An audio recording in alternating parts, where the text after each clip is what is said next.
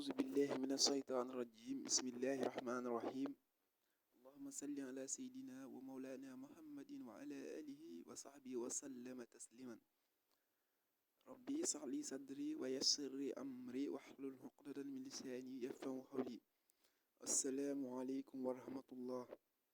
mbokk yi ñu ngi leen di nuyu di leen fay di leen dalal ci suñu chaîne di leen wax ngeen gën di abonné di aimer tey partager vidéo yi ngir bépp doomu aadama man see jëriñu insha allahu taala. tey ñu indi loon leen benn secret bu jëm ci wàllu am waaye bu jëm ci wàllu yëkkatiku insha allahu taala.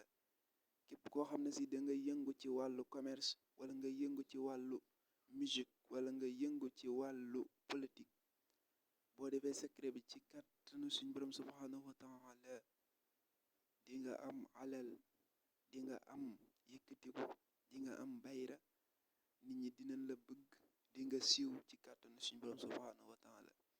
lépp loo yëngu boo defee secret bi loola danga ci am daraja ci kàttanu suñ borom subhanahu wa taala. waaye balaa boobu dañ leen wax ngeen gën di abonné tey partager vidéo yi. secret bi nag ñu ngi koy defee da ngay bind li ngay jàkk écran mi allah kun bismillahi rahmani rahim allahumma salli ala sayyidina muhammadin wa sallim. soo paree nga bind suratul sharhi muy alam nasrah laka sadrak ba mu jeex nga bind ko 114 fois muy téeméer ak fukk ak ñeent. soo paree nga tëjee ko allahumma salli ala sayyidina muhammadin wa sallim tasliman kashiran amin fa yakun. soo paree nga def ko saafara, def si ñetti parfum yu bu amul alcool lu si mel ne zaxfaran wala maa ul wardi. boo paree nga def si sukkar ak xolom, def si tamit suufu jàkk ak suufu marché. soo paree nga boole yooyu yëpp def ko benn saafara di ko sangoo insha allahu taala. sak suba heure boo yeewoo bala nga génn di wuti insha allahu taala.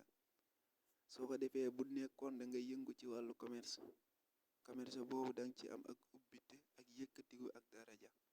su dee politique naka noonu, su dee musique naka noonu, bu dee laneen ak laneen naka noonu tamit insha allahu taala. mu di secret bu wér bu kéemaane bu màgg. ñi leen wax ngeen gën di abonné nag. tey loolu lañ leen indi loon di leen jox dig daje beneen yoon ci suñu chaîne. wasalaamu aleykum wa rahmatullahi taala wa barakaatuhu.